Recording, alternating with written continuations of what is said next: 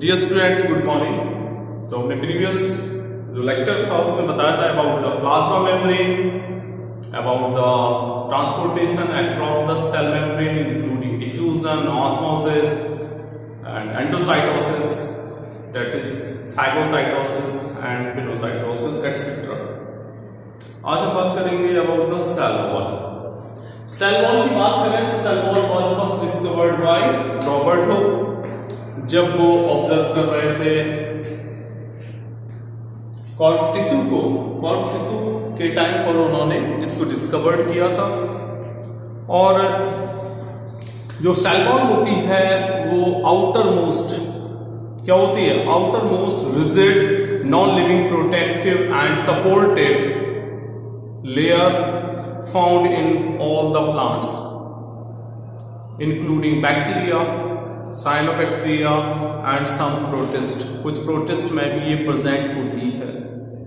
But as you know that cell wall is absent in animals. Animals cell में नहीं होती है, gametes में नहीं होती है। जो स्पोर्स जो होते हैं प्लांट्स के उनमें भी सेल वॉल प्रेजेंट नहीं होती है। इसकी जो थिकनेस होती है वो वेरीज होती है 0.1 माइक्रोमीटर से लेकर 10 माइक्रोमीटर तक हो सकती है डिफरेंट सेल में। Now we discuss about the composition of cell wall. Composition of cell wall.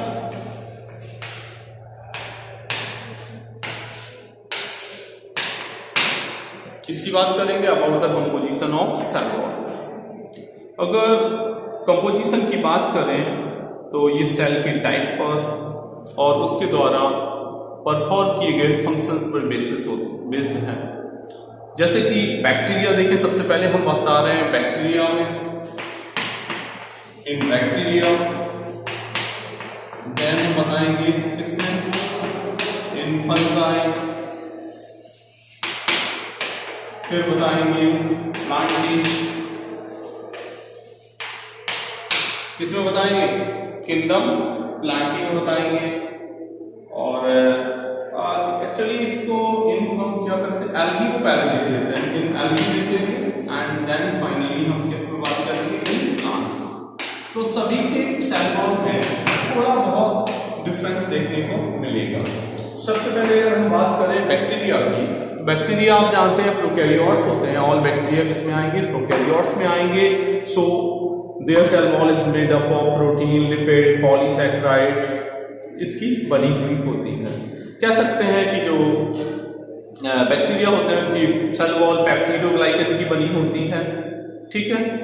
Fungi में देखें तो फंजाई में ये देखो यहाँ हम लिख दे रहे हैं in bacteria cell wall is made up of peptidoglycan. Peptidoglycan means क्या होता है बेटा? पेप्टाइड प्लस ये प्रोटीन होता है, the protein and another part is, उसको हम क्या बोलेंगे? इसको बोलेंगे कार्बोहाइड्रेट। क्या बोलेंगे? कार्बोहाइड्रेट। ठीक है, प्रोटीन और कार्बोहाइड्रेट होता है। फंजाई देखो, फंजाई की जो सेल वॉल होगी it is made up of chitin. Chitin कैसा है? काइटिन हेट्रोपॉलीसैकेराइड होता है। पॉलीसैकेराइड सुने होंगे। पॉलीसैकेराइड की दो कैटेगरी होती हैं, एक तो होमो पॉलीसैकेराइड होते हैं, हेट्रो पॉलीसैकेराइड होते हैं। इसके अलावा एल्गी में देखें तो एल्गी में ये बनी होती है सेलुलोज की। एल्गी में क्या लिखा हमने? सेलुलोज। सेलुलोज के साथ साथ आप लिख लोगे गैलेक्टेंस,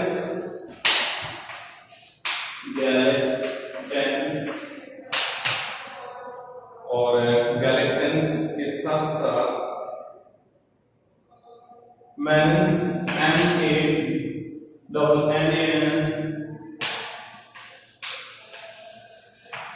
ठीक है, MANNANS, मैंस। और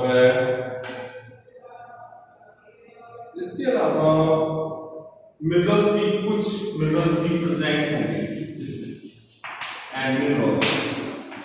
अगर हम प्लांट्स की बात करें तो प्लांट्स जो होता है वो सेलुलोज की बनी होती है।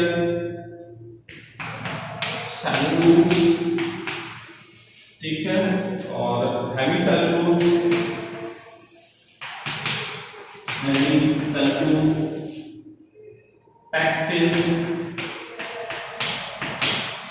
प्रोटीन, ये कंपोजिशन हो जाएगा सेल वॉल का in the case of plants. Higher plant की बात करें, हायर प्लांट में जो सेल वॉल होती है वो सिक्रीटरी प्रोडक्ट होता है काय का, प्रोटोप्लाज्म का। और इसमें दो मेन पार्ट होते हैं। पहला पार्ट मैट्रिक्स होगा, मैट्रिक्स जो होगा वो बना होगा हेमीसेलुलोज का, पैक्टिन का, ग्लाइकोप्रोटीन, लिपिड एंड वाटर। और जो फाइब्रस होंगे which are made up of cellulose, ये दिमाग में रखना। ये तो सेल वॉल हो गई हायर प्लांट्स की। सेल वॉल जो है उसमें पहली जो बोलेंगे प्राइमरी सेल वॉल। तो प्राइमरी सेल वॉल जो होती है it is laid down on both side of middle lamella in all young plant cell. जितने भी यंग प्लांट सेल होते हैं उनकी दोनों तरफ ही ये प्रेजेंट होगी। और ये थिन होगी, दैट इज 1 to 3 माइक्रोमीटर होगी। और इलास्टिक होगी, कैपेबल होगी एक्सपेंशन के लिए। इसमें फाइब्रस प्रेजेंट होंगे। और सेकेंडरी सेल वॉल की बात करें तो प्राइमरी जो सेल वॉल होती है वो ग्रेजुअली डिमिनिमाइज हो जाती है और मैच्योर होने पे, और क्या बन जाती है, उससे बनेगी secondary cell wall will be formed. और ये इनर साइड की ओर प्रेजेंट होगी, ये थिक होगी और इसकी जो थिकनेस होगी 5 to 10 माइक्रोमीटर। कितनी होगी? 5 to 10 माइक्रोमीटर होगी, रिजिड होगी एंड नॉन इलास्टिक होगी। मिडिल लैमेला की बात करें तो ये एक लेयर है जो कि कैल्शियम पैक्टेट की बनी होती है। और कैल्शियम पैक्टेट के साथ साथ कुछ मैग्नीशियम पैक्टेट भी इसमें प्रेजेंट होगा जो कि एक्ट करता है सीमेंटिंग लेयर, जिसका काम जैसे सीमेंट जो होता है cementing layer between neighbouring cells, जो पड़ोस की सेल्स होती हैं उनके बीच में सीमेंटिंग का काम करते हैं। आपने देखा होगा शुरुआत में जैसे फूड जो होते हैं वो बहुत टाइट होते हैं और रिपिन हो जाते हैं, जब पक जाते हैं वो बिकम्स कैसे हो जाते हैं, सॉफ्ट होते हैं। ऐसा क्यों होता है? इसका कारण सीधा सीधा है जो इसमें क्या कहते हैं, ये जो पैक्टिन है, पैक्टिन धीरे धीरे करके डिसॉल्व हो जाती है, जिसकी वजह से जो अभी बात कर रहे थे कि जो अनरिपिन फ्रूट्स होते हैं वो कैसे होते हैं, वो टाइट होते हैं, रिजिड होते हैं, जबकि पकने पर वो सॉफ्ट हो जाते हैं। तो ये तो बात चल रही थी अबाउट द मिडिल लैमेला की। तो वो बता रहे थे the ripen fruits become soft due to dissolution of middle lamella. जो मिडिल लैमेला है वो डिसॉल्व हो जाती है, जिसकी वजह से फ्रूट कैसे होते हैं, बिकम सॉफ्ट हो जाते हैं। मल्टी सेलुलर प्लांट्स की बात करें तो इसको कंसीडर्ड किया जाता है at the outer most covering, that is the first layer of cell wall. ठीक है, जबकि सिंगल सेल प्लांट जो होते हैं उनमें प्राइमरी सेल वॉल जो कंसीडर्ड होती है उसको कहते हैं आउटर मोस्ट लेयर। पिट्स, पिट्स एक टर्म है, सुना होगा आपने। जो सेल वॉल होती है is not uniform in thickness through out, पूरी जगह पूरे अगर सेल में देखें तो सेल वॉल जो होती है वो यूनिफॉर्म नहीं होती है और इसकी थिकनिंग यूनिफॉर्म नहीं होती है। कुछ प्लेसेस पर सेकेंडरी वॉल या प्राइमरी एंड सेकेंडरी वॉल जो होती हैं वो नहीं होती हैं, ऐसे प्लेसेस को हम बोलते हैं पिट्स। ये हो गए पिट्स।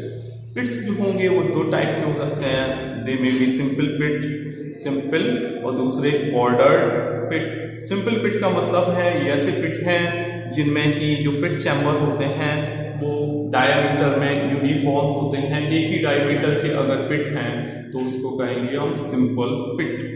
और बॉर्डर्ड पिट का मतलब है ऐसे पिट जिनमें कि चैम्बर जो होंगे वो फ्लास्क शेप्ड होंगे, उनकी जो स्ट्रक्चर होगी वो कैसी होगी, फ्लास्क शेप्ड होगी। जैसे कि अगर फॉर एग्जांपल हम बात करें जो एंजियोस्पर्म्स होते हैं, और एंजियोस्पर्म और जिम्नोस्पर्म, जैसे जिम्नोस्पर्म की जो ट्रैकिड्स होती हैं उनमें ये फ्लास्क शेप्ड होते हैं और जो एंजियोस्पर्म्स की जो बेसिस होती हैं उनमें ये ऐसे होते हैं। एक बात और क्लियर करते हैं प्लाज्मोडेस्माटा के बारे में।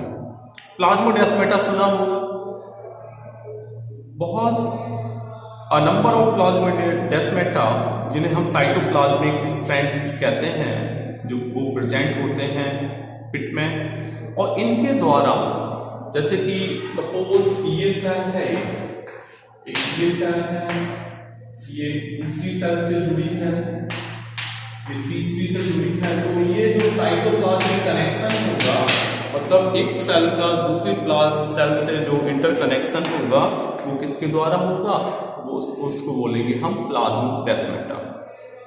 आप बोल सकते हो नंबर ऑफ प्लाज्मोडेस्माटा और cytoplasmic strands are present in pit through which the cytoplasm of one cell is in contact with another.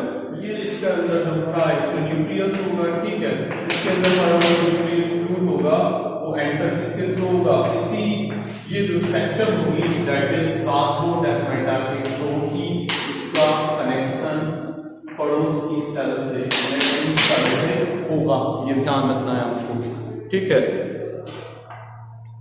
अब प्लाज्मोडेस्माटा की ओरिजिन कैसे होती है, तो प्लाज्मोडेस्माटा की ओरिजिन में जो एंडोप्लाज्मिक रेटिकुलम होती है उसका बहुत बड़ा रोल होता है। तो आप कह सकते हैं endoplasmic reticulum plays a role in origin of plasmodesmata.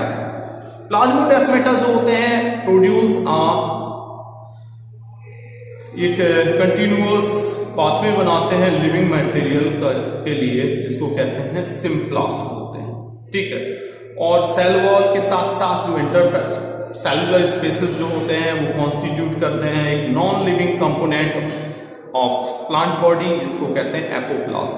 यहाँ सिम्प्लास्ट और एपोप्लास्ट का मतलब क्या हुआ, यहाँ सिम्प्लास्ट का मतलब हमने बताया प्लाज्मोडेस्माटा जो प्रोड्यूस करेंगे लिविंग मटेरियल के बीच में एक कनेक्शन, उसको सिम्प्लास्ट कहेंगे, जबकि सेल वॉल के साथ साथ इंटरसेलुलर स्पेसेस मिलकर के एक non living component plant body का बनाएंगे, जिसको बोलेंगे हम एपोप्लास्ट। फंक्शन की बात करें, सेल वॉल का सबसे इंपॉर्टेंट फंक्शन है it provide definite shape of the cell.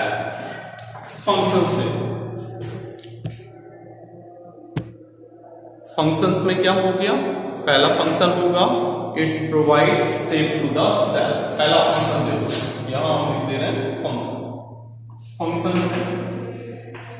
Of cell wall. Cell wall का जो फंक्शन पहला क्या है, it provide shape to the cell. ये जो सेल है उसको शेप प्रोवाइड करती है। दूसरा हो जाएगा cell wall to protect the cell from mechanical damage.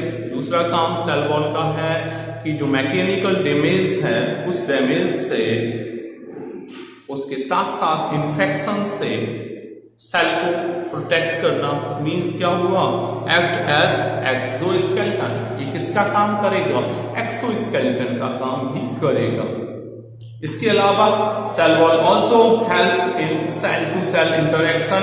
जो सेल का सेल से इंटरेक्शन होता है उसमें भी हेल्प करती है। इसके साथ साथ it provides barrier to undesirable macromolecules.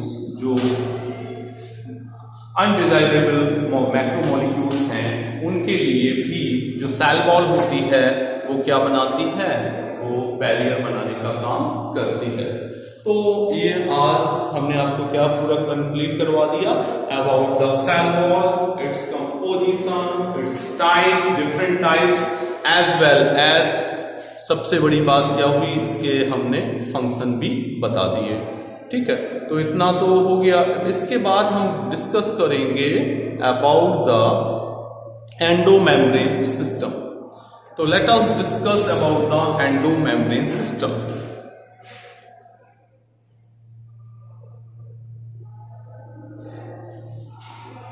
जो इलेक्ट्रॉन, जो क्या कहेंगे हम, मेम्ब्रेन ऑर्गेनेल्स हैं, वो डिस्टिंक्ट होते हैं in terms of its structure and function. Many of these are considered together as an endomembrane system because their functions are coordinated. इनको एंडोमेम्ब्रेन सिस्टम इसलिए कहते हैं कि उनके जो फंक्शंस होते हैं वो कोऑर्डिनेटेड होते हैं। जो एंडोमेम्ब्रेन सिस्टम में इंक्लूड क्या क्या किया गया है वो हम आपको बता रहे हैं। सबसे पहले आप एक काम करो, इसका स्क्रीनशॉट ले लो, जल्दी से स्क्रीनशॉट ले लिया। अब हम बात करेंगे about the endomembrane system.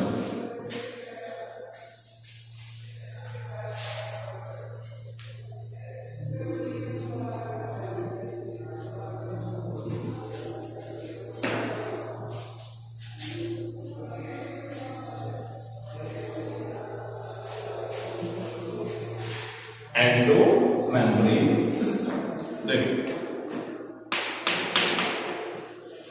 Endomembrane system.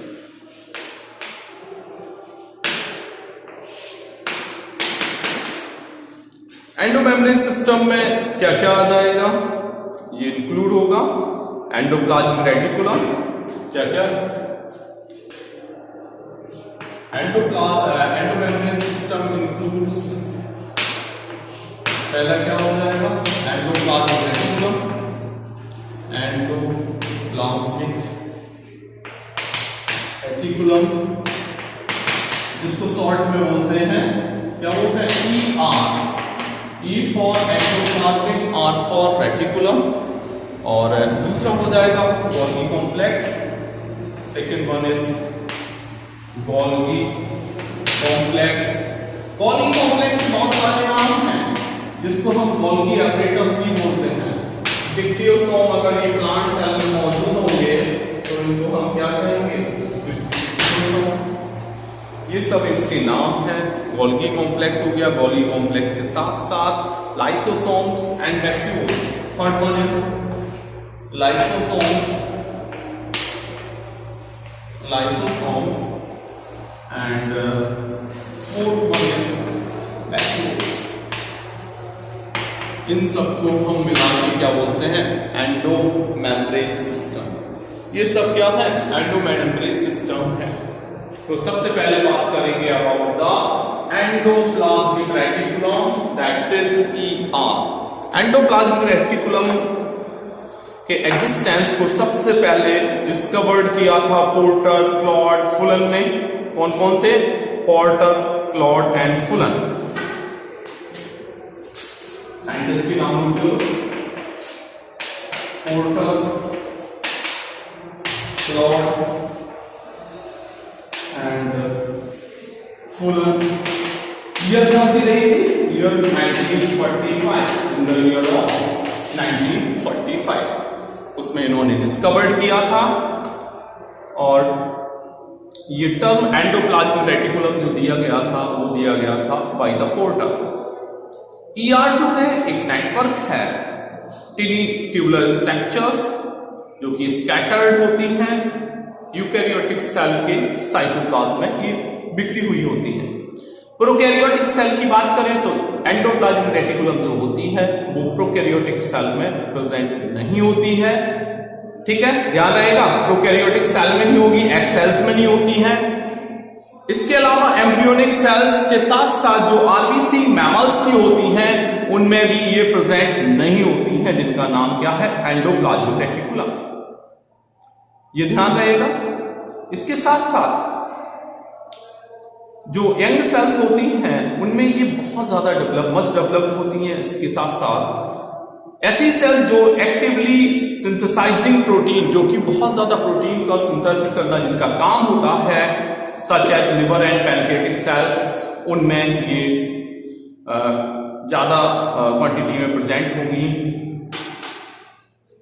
ये जो एंडोप्लाज्मिक रेटिकुलम होती है वो डिवाइड होती है इंटरसेलुलर स्पेस, दो डिफरेंट कंपार्टमेंट्स में डिवाइड होती हैं, डिस्ट्रीब्यूट होती हैं, जिनको हम बोलेंगे ल्यूमिनल। ल्यूमिनल का मतलब inside ER and extra luminal that is cytoplasm.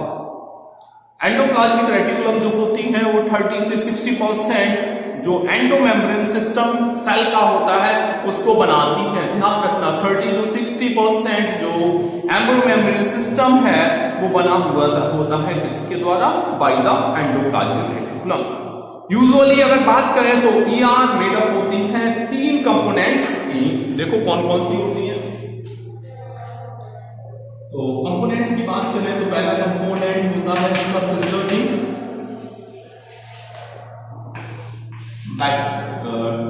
Tubules हो जाएंगी। देखो तीन जो इसके कंपोनेंट्स हैं, उन कंपोनेंट्स की बात करें तो cisternae, vesicles and tubules. Cisternae, vesicles and finally क्या हो गया, ट्यूब्यूल्स। सिस्टर्नी पहला, वेसिकल दूसरा, ट्यूब्यूल्स तीसरा। ये तीन जो कंपोनेंट्स हैं उनसे एंडोप्लाज्मिक रेटिकुलम जो होती है वो बनी होती है। राइबोसोम्स अटैच, किसी में क्या होते हैं, राइबोसोम्स अटैच्ड होते हैं आउटर सरफेस पर। जो एंडोप्लाज्मिक रेटिकुलम्स जो होती हैं जिनमें राइबोसोम्स उनकी सरफेस पर प्रेजेंट होते हैं, मींस राइबोसोम्स की प्रेजेंस और एब्सेंस की बेसिस पे जो ईआर होती है वो दो टाइप की हो सकती है, आरईआर और एसईआर। आरईआर का मतलब है एंडोप्लाज्मिक रेटिकुलम। जैसे कि सपोज ये एंडोप्लाज्मिक रेटिकुलम है तो इसके ऊपर आउटर सरफेस पर अगर ये राइबोसोम प्रेजेंट है तो ऐसी जो एंडोप्लाज्मिक रेटिकुलम होगी उसको हम अपेंडिक एंडोप्लाज्मिक रेटिकुलम कहेंगे। जबकि अगर उसमें एंडोप्लाज्मिक रेटिकुलम में क्या प्रेजेंट नहीं होंगे, अगर राइबोसोम प्रेजेंट नहीं होंगे तो उसको कहेंगे स्मूथ एंडोप्लाज्मिक रेटिकुलम। तो ये तो बात हो गई about the types of endoplasmic reticulum, दो टाइप की बता दी। ओरिजिन अगर बात करें, ओरिजिन कहाँ से होता है तो RER develop from nuclear membrane. जो न्यूक्लियर मेम्ब्रेन होती है उसका काम है इसको बनाना, किसको बनाना, आरईआर को बनाना। जबकि एसईआर की बात करें तो आरईआर सीधा समझो, आरईआर जो होते हैं वो लॉस ऑफ राइबोसोम्स जो होता है उसके द्वारा भी बन सकती है, form from RER by loss of ribosomes. Functions की बात करें तो फंक्शंस इसके जो हैं एंडोप्लाज्मिक रेटिकुलम के, तो it provide mechanical support to the colloidal matrix. जो कोलाइडल मैट्रिक्स है उसको मैकेनिकल सपोर्ट प्रोवाइड करना, इसलिए इसको हम बोल सकते हैं साइटोस्केलेटन ऑफ द सेल। और वी कैन देयरफॉर जो endoplasmic reticulum acts as cytoskeleton of the cell.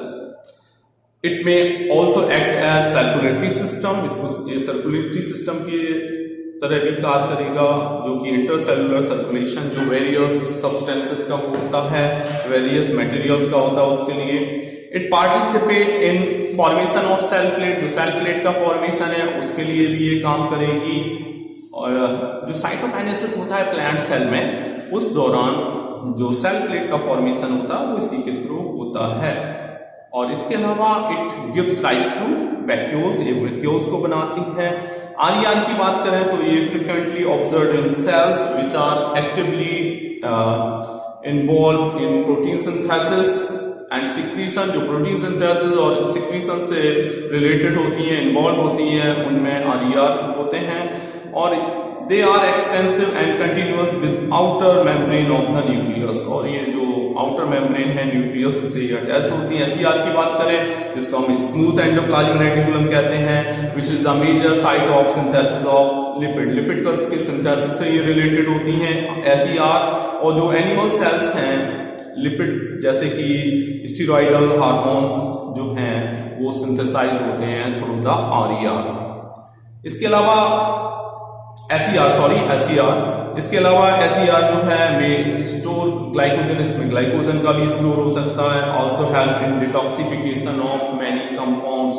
जो बहुत सारे कंपाउंड्स जो हैं उनका ये डिटॉक्सिफिकेशन करने का भी काम करती है। डिटॉक्सिफिकेशन का मतलब होता है डिटैचमेंट ऑफ टॉक्सिक सब्सटेंस। तो आज हमने आपको क्या क्या बता दिया about the cell wall, composition of cell wall and function of cell wall. इसके अलावा एंडोमेम्ब्रेन सिस्टम में हमने आपको बता दिया अबाउट द एंडोप्लाज्मिक रेटिकुलम। कल हम आपको डिस्कस करेंगे नेक्स्ट टर्म पर Golgi complex, Golgi apparatus, lysosomes. Thank you so much.